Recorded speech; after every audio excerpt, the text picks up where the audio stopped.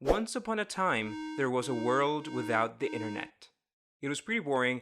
People read books or watched movies stored on videotapes, actual videotapes, and everything looked like it had an Instagram filter on. Trust me, I was there.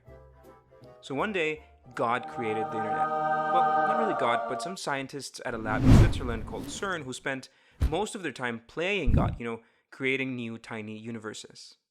Anyway, one day in 1980 something, they got bored of having to use faxes and phones to talk to each other, and they created the World Wide Web.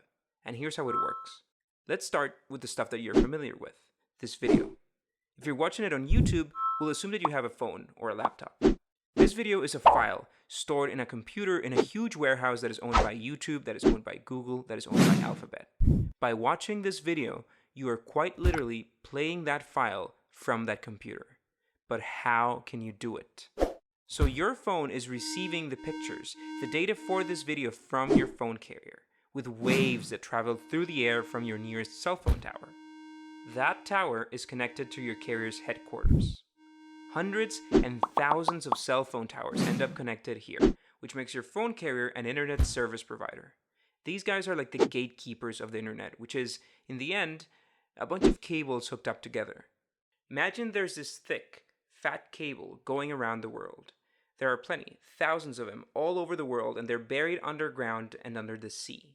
Your internet service provider is connected directly to that cable, and so is YouTube's computer. Let's call it a server because, that's how it's actually called. So whenever you typed youtube.com on your phone, that information travels to your internet service provider who knows that youtube.com is a web page that is stored on that computer right over here. So the internet service provider tells Google that you want to see what they have stored in there. And the computer normally replies back saying, yeah, okay, you can take a look. So that information gets sent out from Google's computer via that fat cable to your internet service provider and then through the air right up to your phone.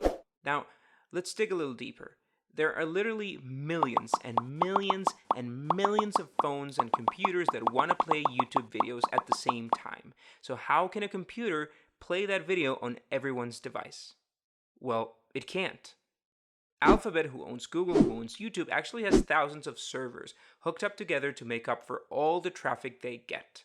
This is called a server farm, because it's like a farm made up of servers. Like in The Matrix, except those were people. Anyway, one of these farms is not enough. They make copies of the information on those computers, and they create other farms that are exact replicas of the original farm and place them all over the world.